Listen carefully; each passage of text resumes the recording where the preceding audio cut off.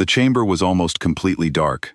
Only the cold blue glow of hundreds of floating holographic screens illuminated the ancient archive room. Speaker Thelva sat alone in the silence. His long, slender fingers drifted through layers of encrypted files, each protected by the highest level of Galactic Council security. Every record carried the same crimson warning: classified Terran contact records. His expression remained unreadable. For 3 centuries, he had made certain these files never reached the public. Tonight, for reasons even he could not fully explain, he was reading them again. Slowly, he opened the oldest file. The date appeared in glowing letters. Year 2547, first contact with humanity. The recording began. An ancient council patrol drifted quietly along the edge of explored space. Then, a ship appeared. Thelva frowned, just as he had 300 years earlier. Even now, the vessel looked wrong. Its outer hull was scarred by countless impacts. Entire armor plates hung loose. Several sections had been patched together with mismatched metal. Atmosphere vented from multiple breaches, leaving shimmering trails behind it. The engine signature fluctuated wildly. By every known engineering standard, the ship should not have existed. Any other civilization would have abandoned it long before reaching Council space.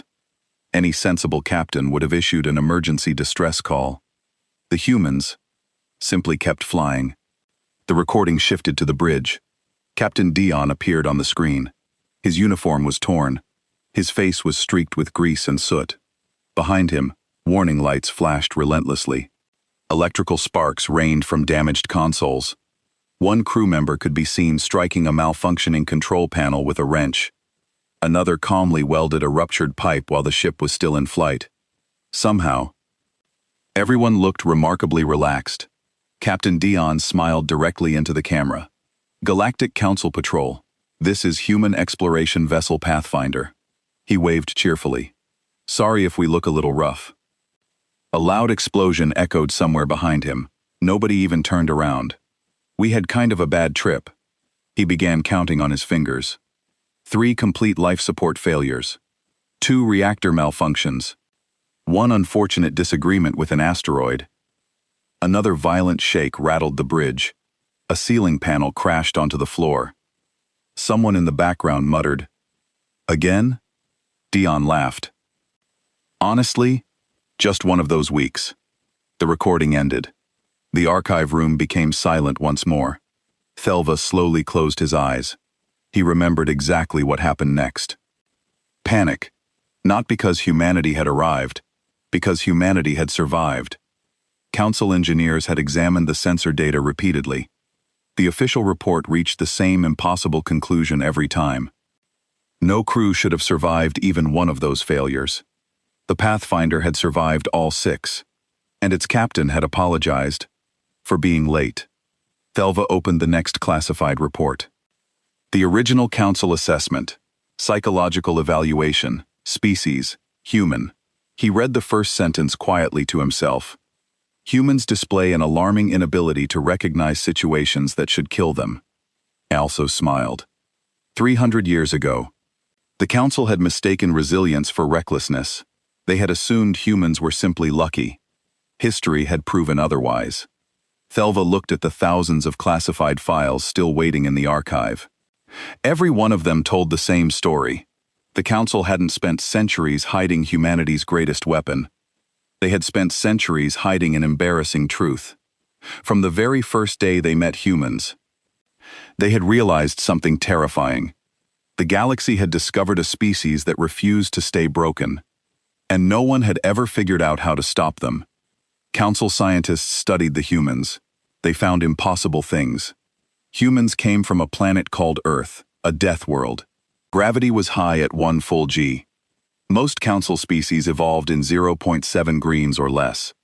Earth had weather that killed, storms with winds that destroyed buildings, heat that burned skin, cold that froze flesh, earthquakes that shattered cities, volcanoes that buried towns, and the humans just lived there. They adapted. They survived, but the planet itself was not the worst part. Earth had predators, big ones, fast ones, ones with teeth and claws and venom. Most council species came from worlds with gentle plant eaters. Earth had animals that hunted other animals, and humans were one of them. They hunted by running. They chased prey until it collapsed from exhaustion. They could run for hours. They could track for days. They never gave up. The file moved to the next incident. Engineer hygiene, a station reactor, began to melt down. Radiation filled the core chamber. Every species in the galaxy knew you could not enter that room. The radiation would destroy your cells. You would die in minutes. Heejin walked into that room anyway. She wore a thin protective suit. She fixed the reactor. It took her 20 minutes. When she came out, medical scanners showed lethal radiation exposure. She should have died. She recovered in 3 days. Felvis closed his eyes.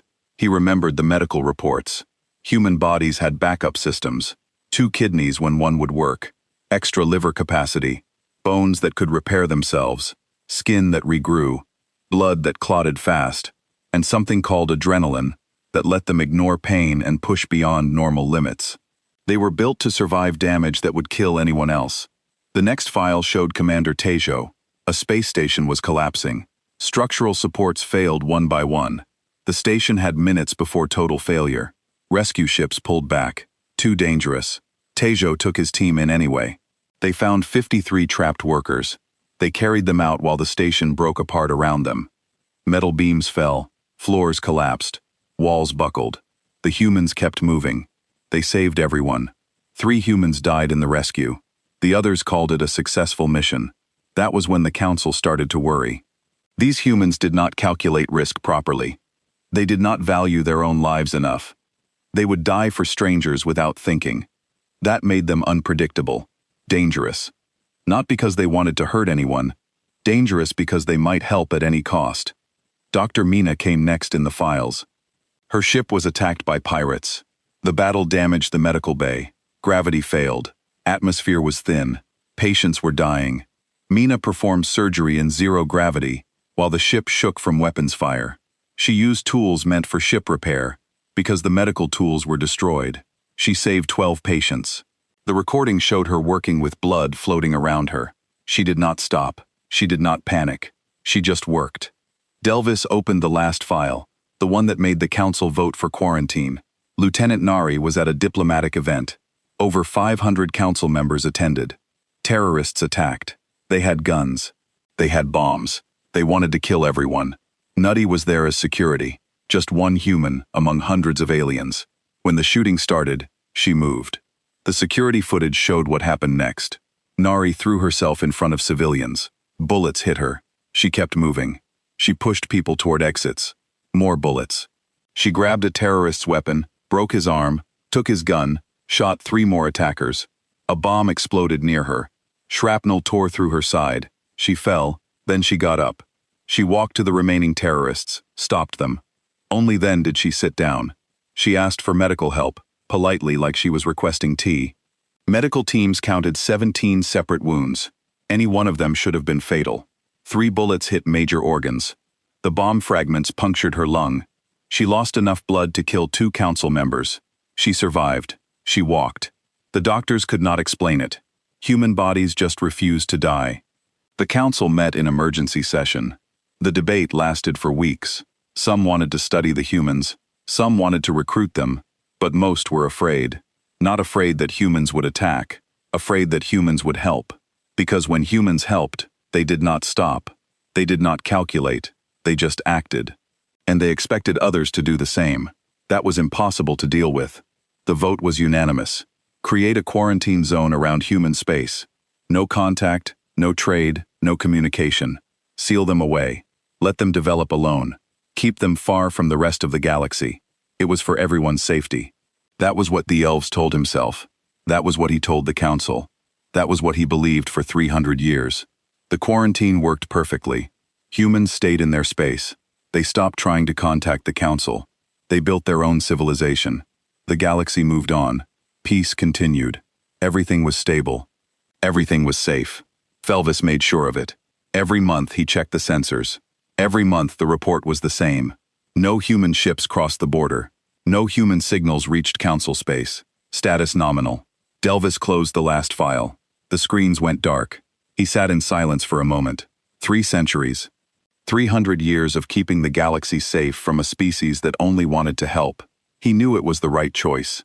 Humans were too dangerous, too unpredictable, too willing to sacrifice. Better to keep them away.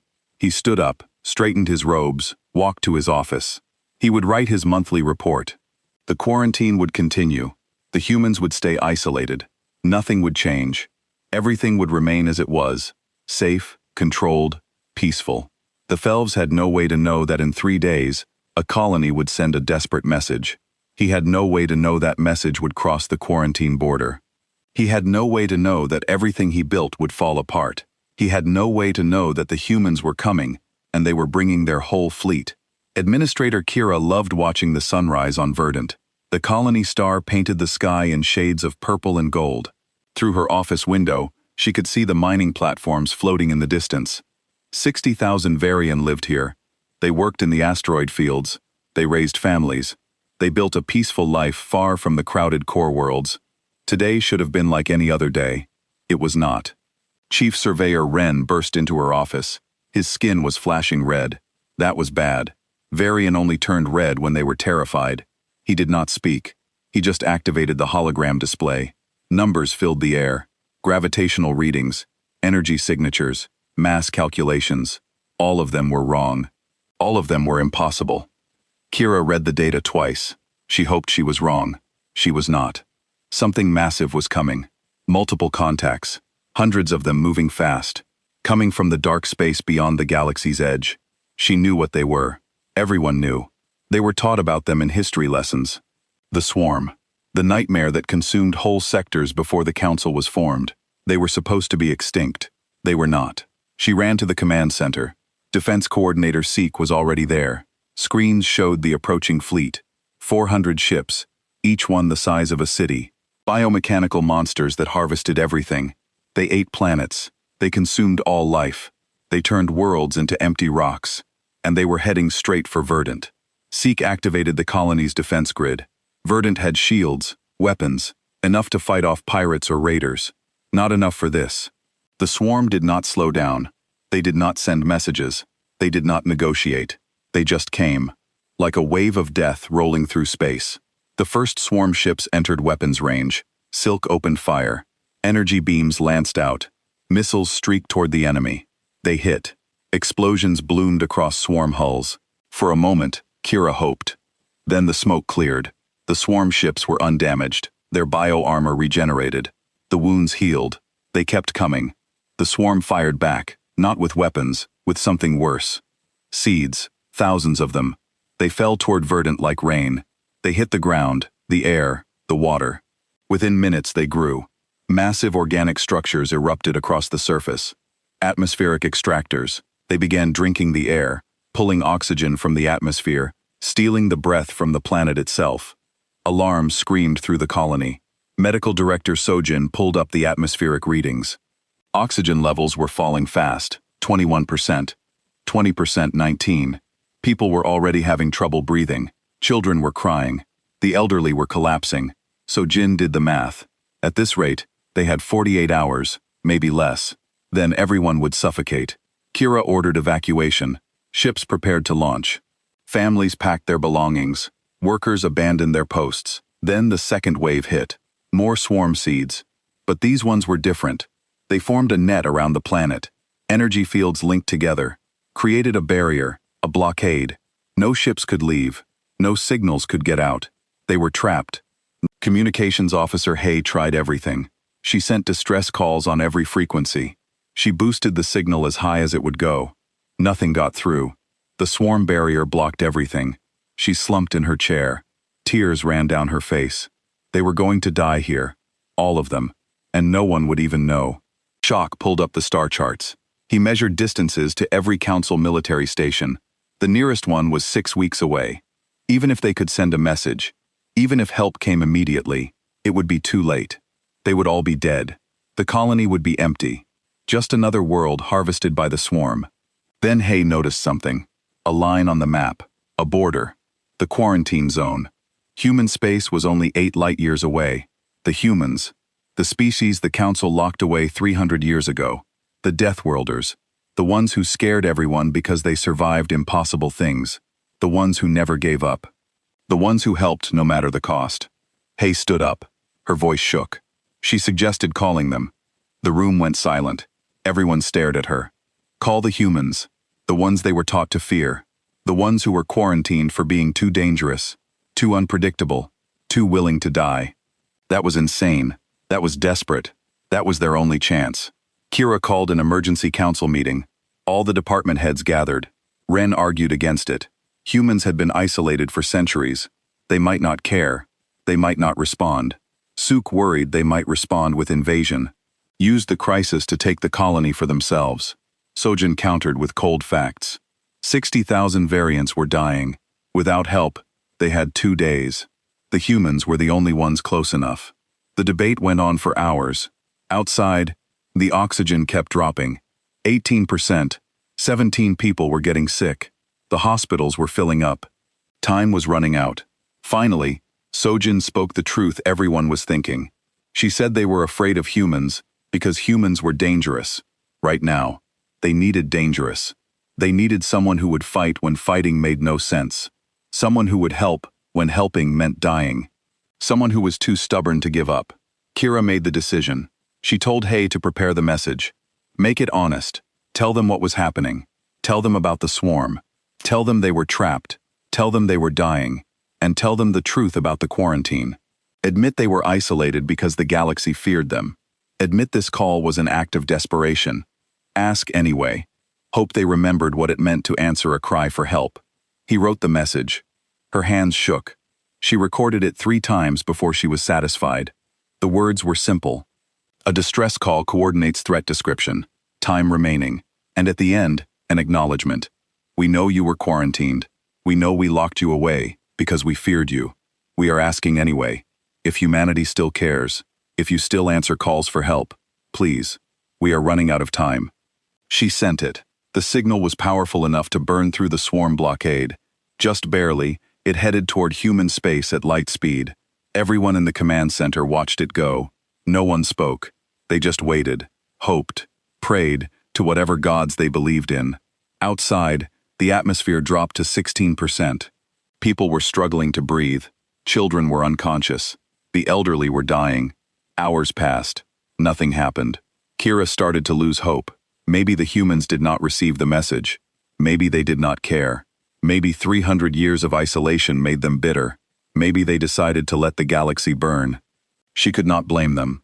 The council abandoned them, feared them, locked them away. Why would they help now? Then Hayes shouted. A signal coming from human space. Not a distress call.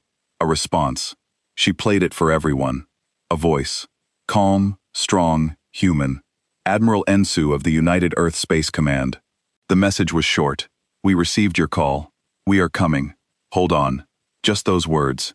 Simple. Direct. No questions about why they should help. No demands for payment. No hesitation. Just a promise. We are coming. Kira felt something she had not felt in days. Hope. The humans were coming. The Deathworlders were bringing their fleet. She did not know if they could win. She did not know if they would arrive in time. But they answered. That was enough. She broadcast the news to the colony. Help was coming. Hold on. Just a little longer. Outside, the oxygen dropped to 15%. The swarm kept harvesting. But now, somewhere in the darkness, the humans were racing toward them, and they were bringing everything they had. Admiral Enzu stood on the bridge of the UEC Vanguard. The message from Verdun Colony played for the 3rd time, around him. His command crew listened in silence. 300 years. 3 centuries since the Council sealed them away. 300 years of silence. And the first word from the galaxy was a scream for help. From people who helped build the walls that trapped humanity. From people who feared them. From people who were now dying. Tactical Officer J spoke first. He was angry. He said they owed the Council nothing. The Council abandoned them, locked them away, treated them like monsters. Why should humans die for people who called them dangerous? Let them face the swarm alone. Let them learn what real danger looks like. Strategic analyst Me raised another concern. This could be a trap. 300 years of silence. Then suddenly a distress call right at the border. Too convenient. Maybe the Council wanted to test human capabilities. Maybe they wanted humans to cross the quarantine line so they could justify military action. Maybe this whole thing was designed to destroy humanity. Chief Engineer Bung had practical worries. Humans developed their technology alone, completely separate from the Council. Their ships were different. Their weapons were different. Their medical systems were different. What if nothing was compatible? What if they arrived and could not help? What if they got there and made things worse? Ensu listened to all of them. She understood their concerns, the resentment, the suspicion, the doubt. All of it was valid. Then she played the message one more time.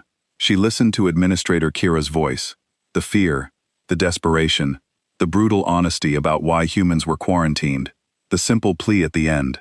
Please, if you still remember what it means to answer a call for help. Ensu made her decision. She said they were right. The Council was wrong to quarantine them, wrong to fear them, wrong to lock them away. But that did not make it right to let 60,000 civilians die. Those people did not vote for quarantine. They were not even born when it happened. They were just miners and families trying to survive. And they asked for help. That was enough. She transmitted a response immediately, short and direct. This is Admiral Ensu, United Earth Space Command. We received your distress call. We are coming. Hold on. Then she activated the fleet-wide channel. She spoke to every ship, every crew, every human under her command. She told them about Verdant, about the swarm, about the desperate call that crossed 300 years of silence. She gave them a choice. Stay behind the quarantine line or cross it. Save people who once feared them or let them die. Every ship volunteered. Every single one. 50 capital ships, 200 frigates, 500 fighters, 8,000 Marines, 12,000 crew members. Not one stayed behind. Not one hesitated. They prepared for war. They prepared to cross the line. They prepared to save people who tried to avoid them. What Kira did not know, what the Council did not know, what nobody outside human space knew. Humans did not waste 300 years. They did not sit idle. They did not stagnate. They built. They grew. They innovated. Forced isolation made them strong, made them united, made them dangerous in ways the Council never imagined. United Earth formed from necessity. All the nations, all the factions, all the competing groups. They unified because they had to, because the galaxy rejected them, because they were alone. 25 billion humans now lived across the solar system. Earth, Mars, Europa, Titan, orbital habitats, mining stations, research outposts, all working together, all building something new. Their technology evolved independently. They solved problems the Council never faced. They created solutions the Council never needed. Their ships were different, faster, tougher, more adaptable, because they had no one to trade with, no one to buy from. They built everything themselves, made every mistake, learned every lesson, the hard way. The fleet that mobilized was impressive. Dreadnoughts with armor that could adapt to different weapons, shields that learned from each hit, engines that pushed faster than Council ships thought possible, weapons that did not rely on energy that bio-armor could absorb. They used kinetic force, mass drivers, tungsten rods accelerated to incredible speeds. Simple, brutal, effective. Marine Commander Yunji prepared her forces. 8,000 orbital assault troops trained for every nightmare. Toxic atmospheres, hard vacuum, zero-gravity combat, high radiation zones, extreme temperatures, shipboarding actions. They drilled constantly. They prepared for everything, because Earth taught them that everything could go wrong. And when it did, you had to be ready. Medical Director Chan organized the trauma centers. She knew there would be casualties, human casualties, alien casualties. She prepared for mass injuries, different species, different biologies, different medical needs. She had no data on variant physiology, no treatment protocols, no diagnostic tools designed for them. She would have to improvise, adapt, figure it out on the fly. Just like always, Fighter Commander Su briefed her pilots, 500 fighters, each one fast and maneuverable. Each pilot trained to fly in conditions that would kill most species. High-G maneuvers, split-second reactions, instinctive targeting. Humans evolved as hunters. They tracked moving prey. They reacted fast. They never lost focus. Those instincts made them perfect fighter pilots, perfect killers in the sky. Chief Engineer Hayo pushed the reactors. She calculated the journey time. 8 light years. With standard drives, it would take a week, maybe more. They did not have a week. Verdant had days, maybe hours. She boosted power to maximum. Then beyond maximum, pushed the engines to 127% capacity. Dangerous. Unstable, might burn out halfway there. She did not care. They would fix whatever broke, but they would not arrive late. The fleet crossed the quarantine line. Alarms should have sounded at council monitoring stations. Warnings should have gone out. 300 years of isolation ending in a moment, but no one was watching. No one expected humans to cross. No one thought they would dare. The sensors recorded it. The logs noted it. But no one paid attention. Everyone assumed the quarantine would last forever. The journey took 22 hours. Crew worked in rotation. 4 hours on, 2 hours rest, then back to work. Exhausting, brutal, sustained by adrenaline and determination. They ate at their stations, slept in their chairs. Never stopped, because people were dying, because every minute mattered, because that was what humans did. They pushed beyond their limits. They refused to quit. They kept going. Ensu watched the sensors. Verdant's system appeared on the screens. The swarm fleet surrounded the planet like a disease. 400 massive biohips, atmospheric extractors draining the air, energy barriers blocking escape. And in the middle, one small colony, 60,000 civilians, running out of time, running out of air, waiting, hoping, dying. Tactical displays updated. Oxygen levels on Verdant were at 11%. Hospitals overwhelmed, hundreds already dead, thousands unconscious. Time remaining was measured in hours, not days, hours. Insu felt the weight of command. 50 ships against 400. Untested weapons. Unknown enemy. No backup. No support. No second chances. Winner, or everyone dies. Simple as that. She gave the order. All ships battle formation Delta. Target priority was atmospheric extractors first. Then the harvester fleet. Marines prepared for immediate planetary insertion. Medical teams ready for mass casualties. Engineering standing by for damage control. This was not a drill. This was real. This was desperate. This was everything humanity trained for. Everything they built for everything they were. The fleet accelerated. Weapons charged. Shields powered up. Every human on every ship knew what was coming. Combat, death, maybe failure. But they also knew something else. They were not going to let those people die. Not without a fight. Not without giving everything. Not without showing the galaxy what humans really were. Not monsters. Not dangers. Protectors. Defenders. The ones who answered when others called. Even when those others tried to avoid them. The human fleet dropped out of faster-than-light travel at the edge of Verdant's system. Sensors immediately painted the nightmare. 400 swarm ships. Each one massive. Each one covered in organic armor that moved and breathed. They surrounded the planet like predators around wounded prey. Atmospheric extractors covered the surface like parasites. Energy readings showed the barrier holding everything in. And in the middle of it all, one dying colony, 11% oxygen, falling fast. The swarm detected the human fleet instantly. Their collective intelligence analyzed the threat. 50 ships, small fleet, weak numbers, unknown technology. Probability of victory 97%. The swarm had consumed 1,000 worlds, destroyed countless fleets. These newcomers were just more food, more resources, more biomass to harvest. They were wrong. Admiral Ensu did not hesitate. She gave the order. All weapons free. Target the atmospheric extractors. The human fleet opened fire, but not with energy weapons. Not with lasers or plasma that the swarm bio-armor could absorb and regenerate from. They used mass drivers, kinetic weapons, pure physics. Tungsten rods accelerated to a fraction of light speed. Each rod carried more kinetic energy than a nuclear bomb. Simple, brutal, unstoppable. The first salvo hit like the hammer of God. 40 atmospheric extractors exploded, just vaporized. Gone. The swarm ships reacted with confusion. Their armor was designed to heal from energy damage, to regenerate from heat and radiation, but kinetic force just shattered them, broke them, destroyed them beyond any ability to heal. 40 more rods fired. 40 more extractors died. The oxygen started to stabilize. The swarm adapted. They always adapted. They sent ships to engage the human fleet directly. Biocruisers launched swarms of smaller attack craft, living ships that could change shape, that could regenerate damage that hunted in packs. They surrounded the human dreadnoughts, tried to overwhelm them with numbers, but the humans were ready. Fighter Commander Sue launched her squadrons. 500 fighters streaked into the swarm formation, fast, agile, piloted by humans whose reflexes evolved for tracking prey. They flew through formations that should have been impossible, dodged attacks that should have hit.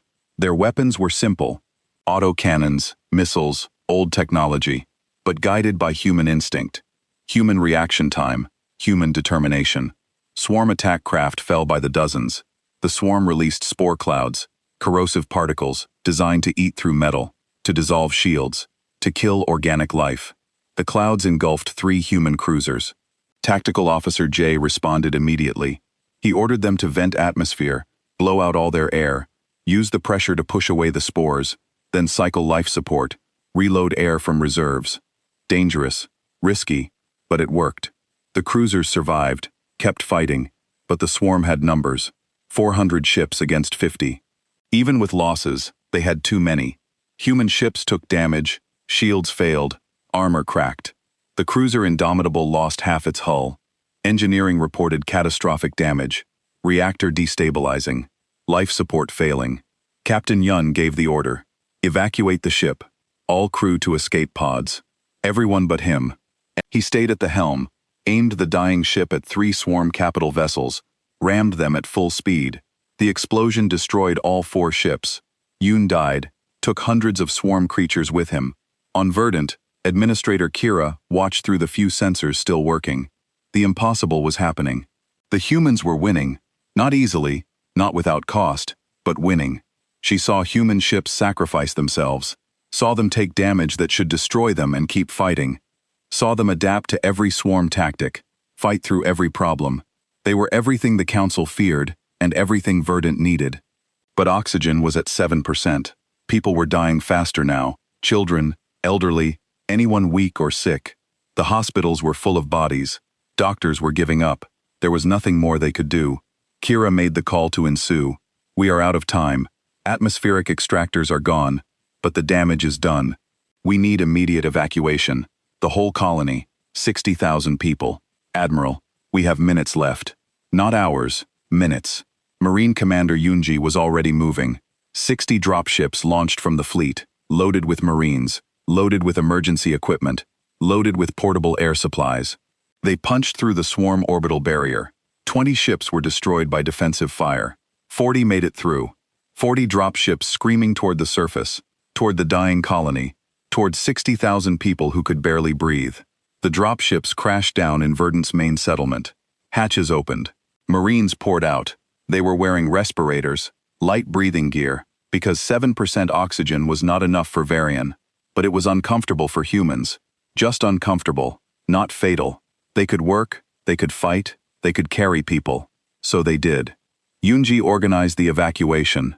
Marines moved through the colony, found people who collapsed, children who stopped breathing, elderly who gave up.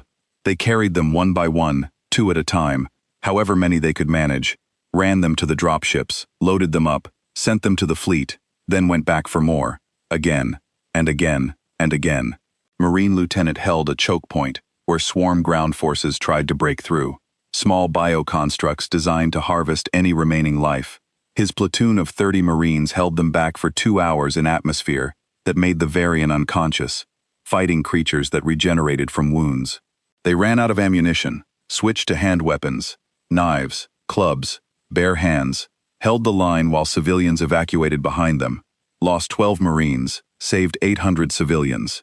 Medical Director Chun converted 3 cruisers into mobile hospitals. She had never treated a variant before, had no idea about their biology, their medical needs, their physiology. She had to figure it out on the spot, looked at their symptoms, made guesses, tried treatments, failed, tried again, adjusted, learned. Her team worked for hours without rest, treating injuries, stabilizing patients, saving lives through pure improvisation, and stubborn refusal to let people die. Above the planet, the space battle continued. The human fleet had destroyed 200 swarm ships, but 20 human ships were gone too. Hundreds of crew members dead. thousands injured. The remaining swarm vessels tried to retreat, tried to escape into deep space. Admiral Ensu made a decision. Let them go. The objective was rescue, not revenge, not total victory, just saving the people who called for help. She ordered the fleet to stand down, focus on evacuation support, let the swarm run. The evacuation took 11 hours. 11 hours of continuous work. No breaks, no rest. Just humans carrying aliens, loading ships, making trips back and forth, breathing thin air, working in danger, refusing to stop until everyone was safe. All 60,000 variants, every single one loaded onto human ships, given oxygen, given medical care, given safety. The cost was heavy. 203 humans dead, 847 wounded, 20 ships destroyed, 30 more damaged. By human military standards, this was acceptable. Successful mission with acceptable losses. The Varian were horrified. How could the death of 200 people be acceptable? How could humans treat such sacrifice as routine, as expected, as just the cost of helping? Kira stood on the bridge of the Vanguard. She met Admiral Insu face to face. The first contact between their species in 300 years. She did not know what to say. Thank you seemed too small, too insignificant for what the humans did, for the lives they gave, for the help they provided without question. Without hesitation, without even asking for payment, Ensu made it simple. She said they received the call. They came. That was all. Nothing more needed to be said. Nothing more needed to be done. Kira asked why. After 300 years of isolation, after being treated like monsters, after being locked away, why answer? Why help? Why risk human lives for people who tried to avoid them? Insu's answer was direct. Because you needed help. Because you asked. Because that is enough. We do not need reasons beyond that. We do not calculate whether helping is worth the cost. We just help. That is what we do. That is what we are. That is what you should have known 300 years ago. The galaxy looked at human strength and saw danger. They should have seen protection. Should have seen defenders. Should have seen exactly what you needed when the swarm came. Now you know. Now everyone will know. News of Verdant's rescue spread across the galaxy at the speed of light. Every monitoring station picked up the signals. Every communications network carried the story. Humans crossed the quarantine line. Humans fought the swarm. Humans saved 60,000 civilians. The galaxy had not heard from humanity in 300 years. Now everyone was talking about them again. The Galactic Council convened an emergency session. Speaker Thelva stood before hundreds of council members, species from across the galaxy, all of them demanding answers. How did humans cross the quarantine? How did they defeat the swarm? Why did they intervene? What did they want? What were they planning? The questions came like a text. Elvis had no good answers. He tried to explain. The quarantine was for safety. Humans were dangerous, unpredictable. They did not calculate risk properly. They threw away their lives for strangers. That made them impossible to deal with. The council members shouted him down. They said humans saved Verdant when the council could not. Humans answered a call for help. Humans proved they were not the monsters everyone feared. The quarantine policy was a mistake. It always was. Councillor Vestar stood up. She represented the Meridian Alliance, a powerful voting bloc. She spoke calmly, clearly. She said the council isolated humans because they survived what should kill them, because they helped without calculating the cost. The council saw that as dangerous. They were wrong. It was not danger, it was protection. Humanity was what the galaxy needed. Warriors who would fight when fighting made no sense. Defenders who would help when helping me dying. Protectors who answered calls for help, even from people who tried to avoid them. The chamber erupted in debate. Some agreed, some disagreed. Some worried about human power, about human weapons, about what might happen now that the quarantine was broken. Others argued that without humans, Verdant would be dead. Every civilian, every child, every family gone, harvested by the swarm, turned into nothing. The humans prevented that at great cost with no expectation of payment. That meant something. That changed everything. Meanwhile, the human fleet escorted Vian refugees toward council space. The journey would take a week. During that time, something unexpected happened. Humans and Varian interacted. Really interacted for the first time in 3 centuries. They talked, they shared meals, they worked together. They learned about each other. Not as fears or legends, but as people. Marine Sergeant Unji shared her emergency rations with variant children in the refugee bay. The kids were curious about everything. They asked why humans were so strong, why they could breathe thin air, why they survived injuries that killed variant. Unji explained simply, Earth was a hard world. Humans evolved to survive hard things, that was all. Not supernatural, not magic, just evolution, on a planet that tried to kill everything. Chief Engineer Hayo worked with variant technician Ren. They were repairing damaged systems on one of the refugee ships. Ren was amazed by human engineering. Everything was redundant.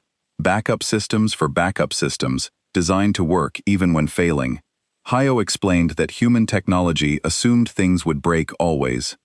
So they built things to keep working anyway. Ren's technology was elegant, precise, efficient. Human technology was rough, adaptable, tough. Both had value. Together, they were better. Medical Director Chan trained variant doctors in trauma response. The variants were shocked by human medical philosophy. Humans never gave up on patients, never accepted death. They fought for every life, used experimental treatments, tried impossible procedures, refused to stop until there was absolutely no hope. The variant approach was careful, conservative. They accepted when patients were too damaged to save. The human approach was aggressive, stubborn.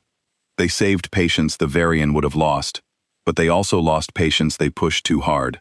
Both sides learned from each other. Administrator Kira spent hours talking with Admiral Ensu.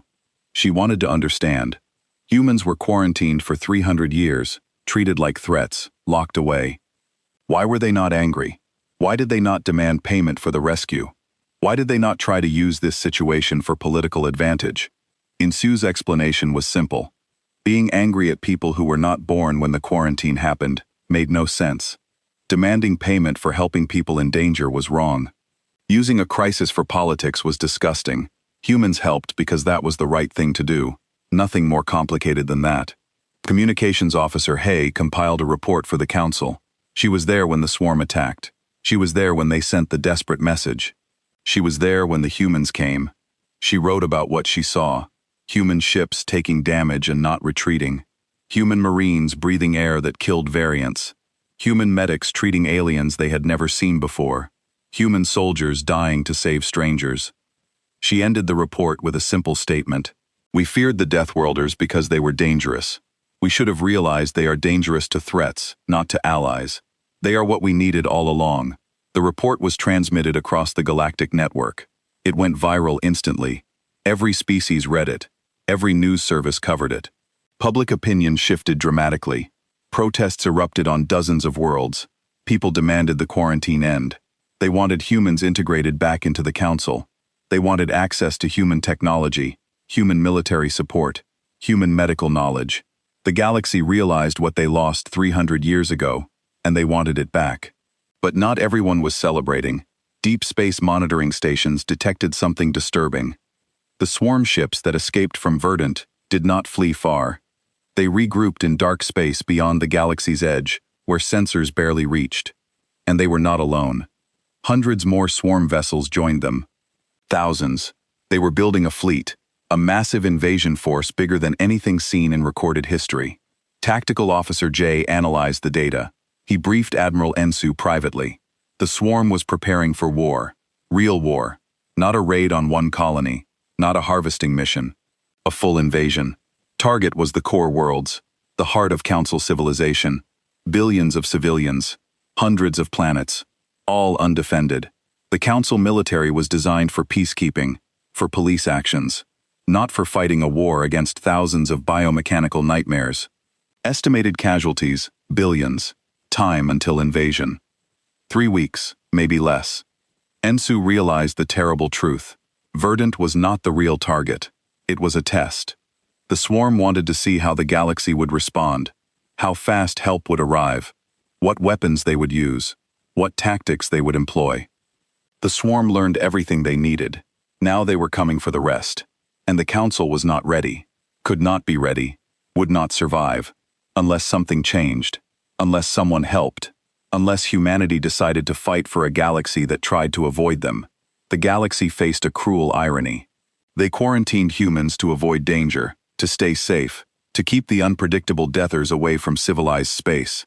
But now danger was coming anyway. A threat that did not care about quarantines or politics or fear. A threat that just wanted to consume everything. And the only ones ready to fight were the humans. The ones they locked away, the ones they tried to avoid, the ones who showed up anyway when Verdant called, the ones who might be the only thing standing between the galaxy and total destruction. Speaker Thelvis made the call, the hardest call of his 300-year career. He contacted Admiral Ensu directly. The conversation was brief. He admitted the council was wrong, the quarantine was wrong, fearing humanity was wrong, but now the galaxy needed them, needed their strength, their weapons, their willingness to fight impossible battles. He asked if humanity would help again. Even after centuries of isolation, even after being treated like monsters, would they fight for a galaxy that rejected them? Ensu's response was immediate. She said humans were already mobilizing, already preparing, already gathering every ship, every weapon, every soldier, because that was what humans did. They did not wait for official requests. They did not demand apologies. They did not negotiate terms. They just acted. When danger came, when people needed help, when the galaxy called, humans answered always. Even when that galaxy tried to avoid them, even when that galaxy feared them, even when that galaxy would rather they stayed locked away, humans answered, because that was who they were. That was what it meant to be human. That was what the Council should have understood 300 years ago. The message was transmitted to the Council, to every member species, to every world. Humanity was coming. Not for payment, not for territory, not for revenge, just to help, just to fight, just to stand between the galaxy and the darkness. The Death Worlders were bringing their armada, and this time, they were bringing everything they had.